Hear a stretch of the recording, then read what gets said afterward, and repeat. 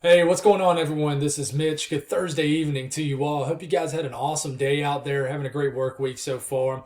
As we're almost to Friday, almost to the weekend, we're all thankful for that. The first weekend of December, going to be some good college football on this weekend. I know I have a lot of leaves to blow in my front and backyard as we had a big windstorm a couple days ago. Just blew leaves everywhere. So suddenly, here in South Carolina, central South Carolina, we definitely went to fall to winter, and that seems like it always is the case. But anyways, we're not here to talk about leaves and college football. We're here to talk about weather. So I want to just go over a couple things with you guys. Really, the routine over the next few days until we have a significant storm to latch onto, something to really a big topic to latch onto as far as something that we know we're working towards, we're forecasting to. In the evenings, we're going to continue to break down and give you updated information on what the models look like regarding the big time chatter about the big pattern change that could happen around the second, maybe third week of December. Really, the pattern's already evolving, but when are we going to have actually see these changes, like see the snow falling outside, feel how cold it is, or whatever it may be. So that's what we're going to do in these evening videos until we have something, if we do have something to really latch on to, a storm, whether it's a winter storm, whether it's a big Arctic front, a severe weather event. That's what we're going to do. So stay tuned every single night if you're interested. We're going to give you updated information, and we're going to try to get more and more confident about what it's going to do as we get a little bit deeper into December. And hopefully, at least most of us, certainly I am. And guys, you're going to find that out about me if you did not watch me during last winter, that I'm a big winter weather fan. So I'm always going to speak as if I'm pulling for winter weather. So if y'all don't like that, I do apologize. But I'm a big winter weather fan. I live in South Carolina, and I just turned into a little kid again when they're we're even getting close to a chance of winter weather. So I try to push that aside when I'm talking it, and I try to not have a bias towards, I guess, talking on something so much because I want it to happen. We call that wish casting, and I'm always going to stay away from that. So that being said, let's get going. If you guys have not subscribed, certainly consider doing that. Like the video if you like it. And most importantly of all, if you guys got anything that I can pray about, pray over, please put it in the comments below so I can pray over and so others can do so too. So in this video, I'll admit, guys, might not be the best of news, but just know that from day to day that we are changing. It's, and that's the bad thing about doing these evening videos, because, I mean, really, a day-to-day change isn't going to, it's hard to call that a trend. I've talked about that many times before, but we're going to try to figure this out because there is a chance that this could be a blockbuster pattern, meaning an active storm track with cold air for the eastern U.S. right around the holidays, which we are technically in. But inching closer to Christmas, some things are pointing to some active times. But let's try to figure this out. So I can tell you the latest 8 to 14 day temperature outlook. This runs the 9th through the 15th. So this is getting into the second, almost third week of December. This was issued today, still below average temperatures expected, but there's this really kind of weird ridge or kind of bump right here.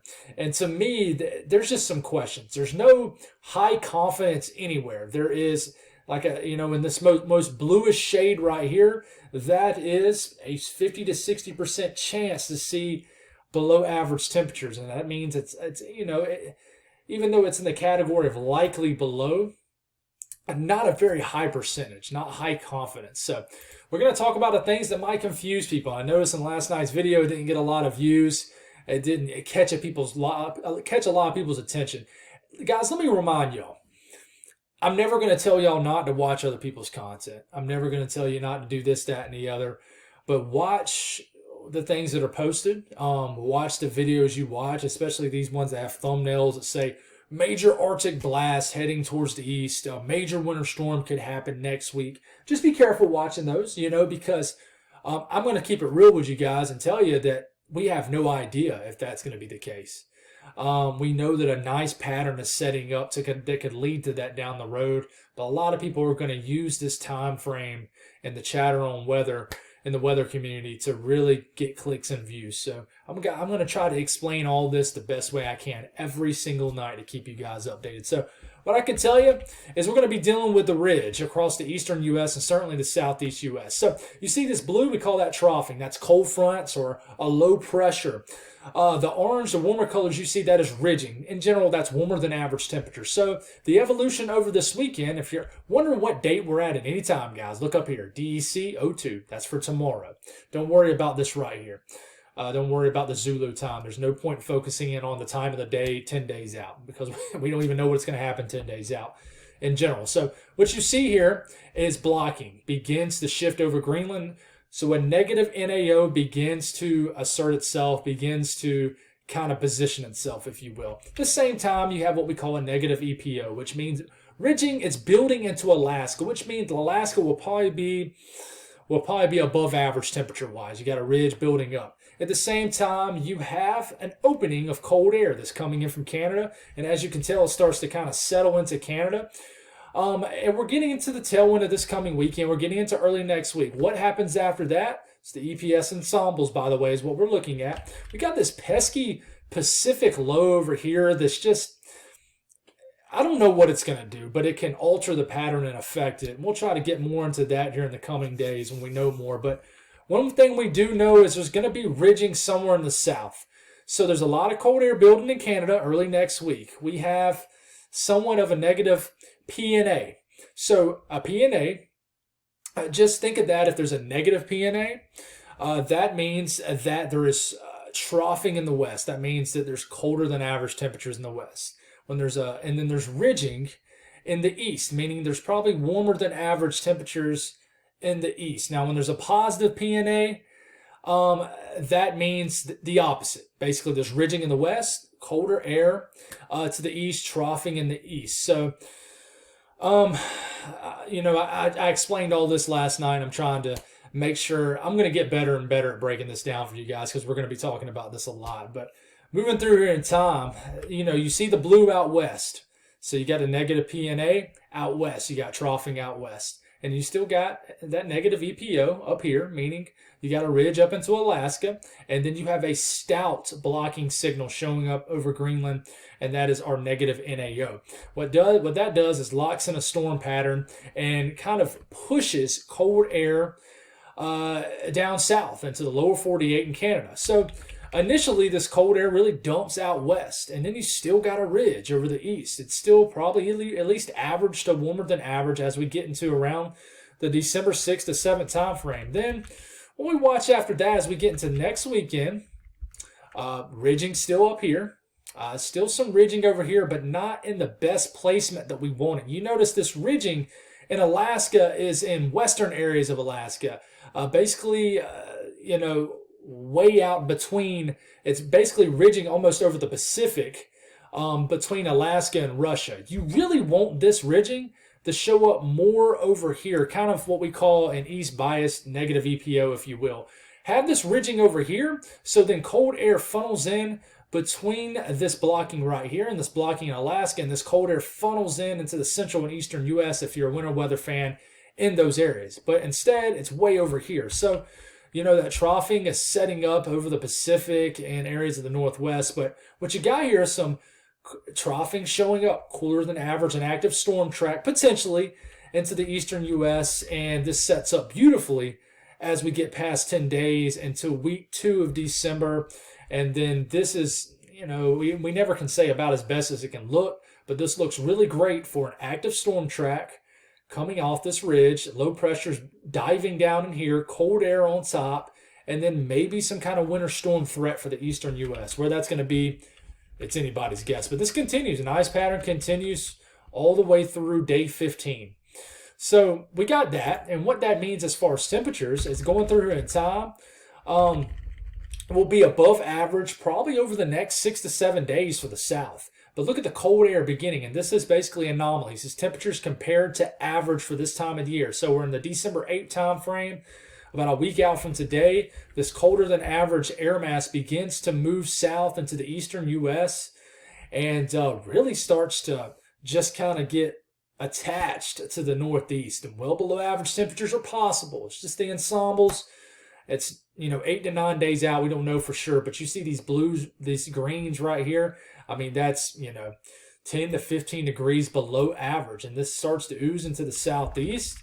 And then it finally does get into the southeast as after we get past day 10. So for the southeast, and the South in general, I really think we got to get past. I think we pretty much have to sacrifice 1/3 of December, the 1st today through the 10th, and honestly think by about midway next week, mid to late week next week, we're going to have high confidence on how this pattern is going to unfold, and I really think we'll have at least something to be talking about storm wise. But it's hard figuring out how this is going to evolve in the models, but this continues. Great look on the EPS. Now, one thing I want to show you in the GEFS ensembles, which is the GFS ensembles, is such a good trend. It really isn't.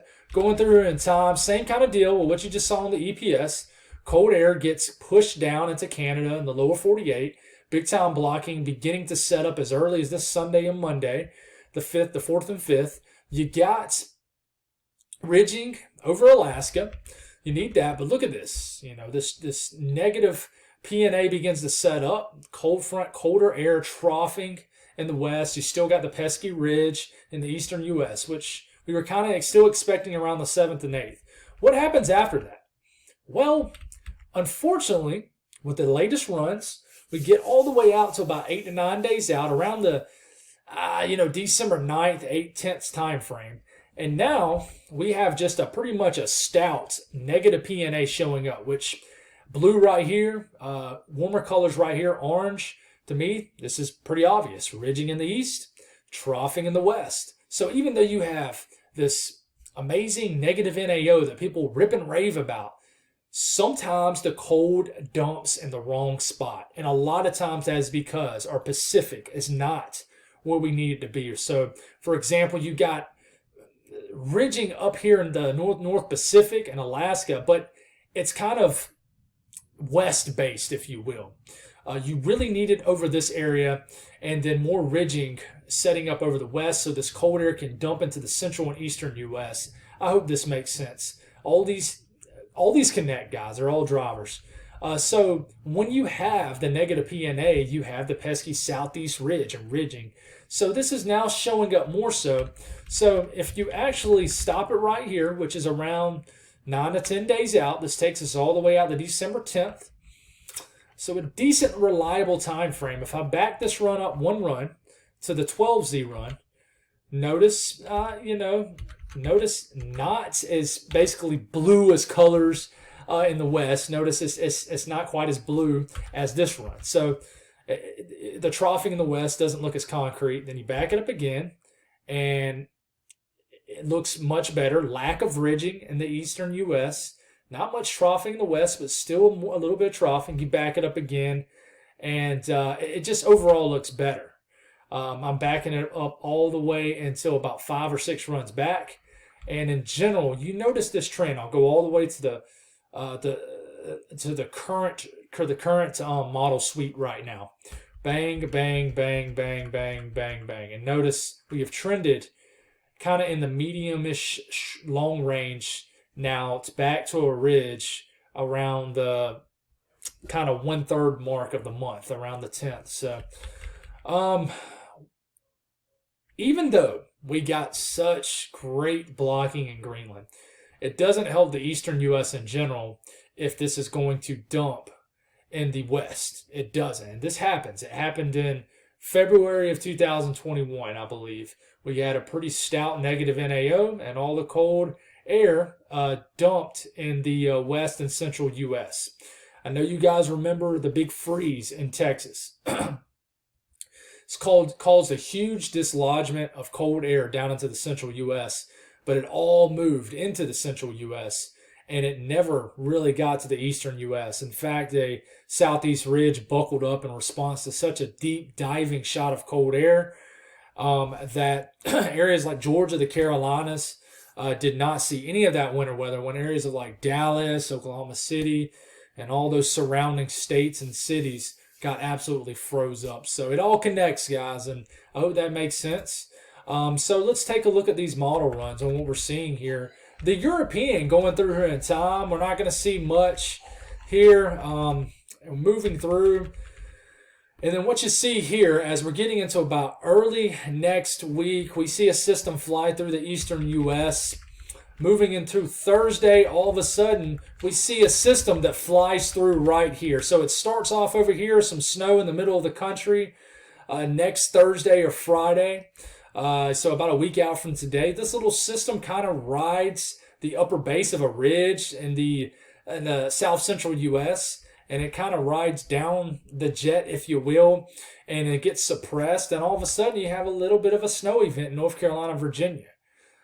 So, you know, a little bit of a fantasy run right there, but we got to see what these models do, and it's hard to take any of this run-to-run models very serious. You look at the GFS, the current one, not a whole lot going on. It was a very quiet run. It kind of made everybody pipe down in the weather community, including me.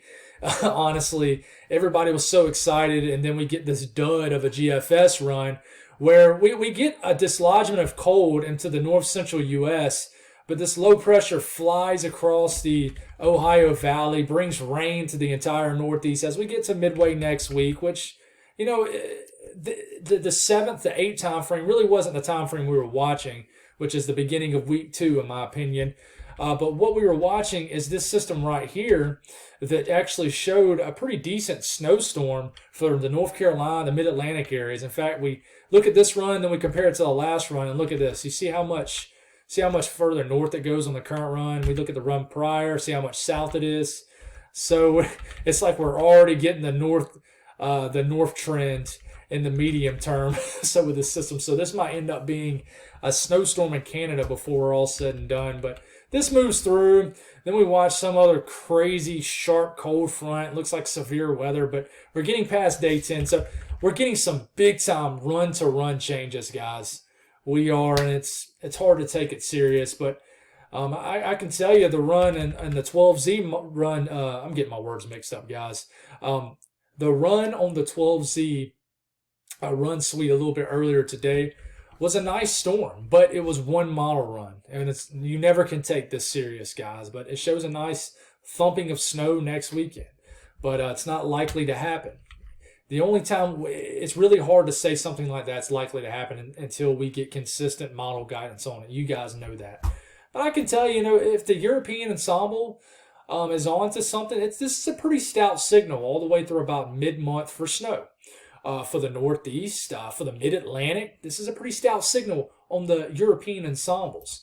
Now, you look at the GEFS ensembles, which we can't go that far out. Actually, we can. We can go all the way to about 10 days out, so not quite as far out as 300 hours out. We can go 10 days out, and you got a little bit of a signal in the Mid-Atlantic right here, but guys, I can talk about this till I'm blue in the face, and we're still going to talk about it because I love talking about it, but there's still a lot to figure out. There is, but we're going to work through this together, and we're going to figure it out, and hopefully we're going to reel something in just in time for the holidays. Hopefully nothing super impactful, but something that maybe can happen on the weekends that we all can sit back and enjoy. I'm certainly pulling for it, but at the same time keeping my hopes in check, as always. But I can tell you, something I don't show often, the European weeklies, which is not the most reliable thing out there. It jumps back and forth like crazy. But I can tell you, it shows from the week between the 18th to the 25th, which is Christmas, the entire country being cold.